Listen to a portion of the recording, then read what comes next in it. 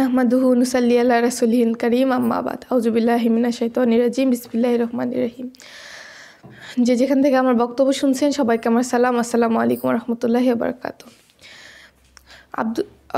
তাহলে হযরত মুহাম্মদ সাল্লাল্লাহু আলাইহি ওয়াসাল্লাম সবসময় তার সফরসঙ্গী হিসেবে হযরত আবু বকর রাদিয়াল্লাহু তাআলা আনহুকে নিয়ে যেতেন তার সফরসঙ্গী হিসেবে। প্রায় সময় তিনি যেখানে যেতেন সেখানেই আবু বকর রাদিয়াল্লাহু তাআলা আনহুকে তিনি সাথে নিয়ে যেতেন। তো আবু বকর রাদিয়াল্লাহু তাআলা আনহু সবসময় তাকে বিভিন্ন প্রশ্ন করতেন। একটি বাচ্চা তার বাবার সাথে কোথাও গেলে যেমন প্রশ্ন করে, বাবা এটা কি ওটা কি, তেমন প্রশ্ন করতেন। একদিন তারা দুজন একটি কবরস্থানের পাশ দিয়ে হেঁটে যাচ্ছিলেন। তো সেখানে তিনটি মাথার খুলি পড়েছিল।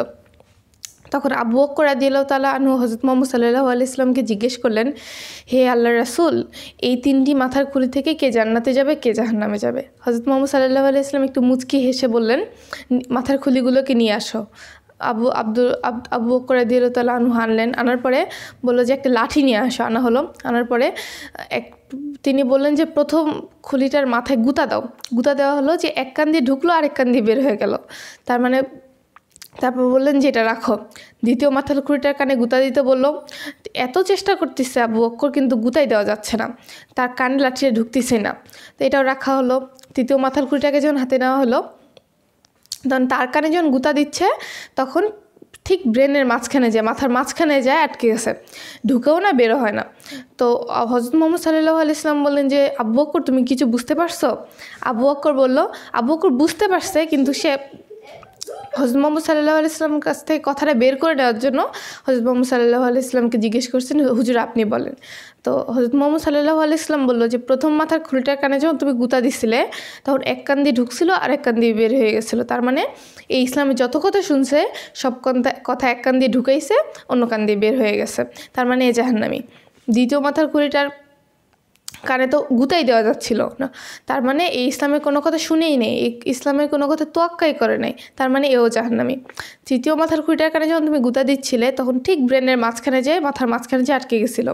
তার মানে ইসলামের যত কথা শুনছে সব ব্রেনে স্টক করছে এবং সেই অনুযায়ী আমল করার চেষ্টা করছে, তাহলে সে জান্নাতি।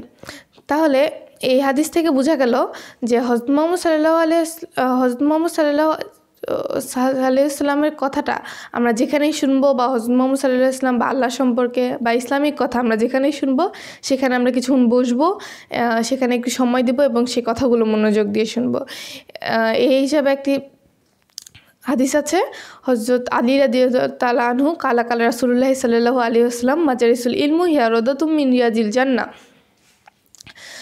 তোমরা যেখানে ইসলাম সম্পর্কে এবং হাদিস সম্পর্কে কথাবার্তা হবে সেই জায়গাটি জান্নাতের টুকরায় পরিণত হয়ে যাবে।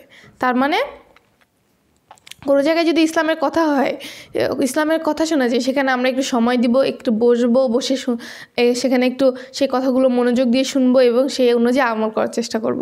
সবাইকে আমার সালাম, আসসালামু আলাইকুম ওয়া রাহমাতুল্লাহি ওয়া বারাকাতুহু।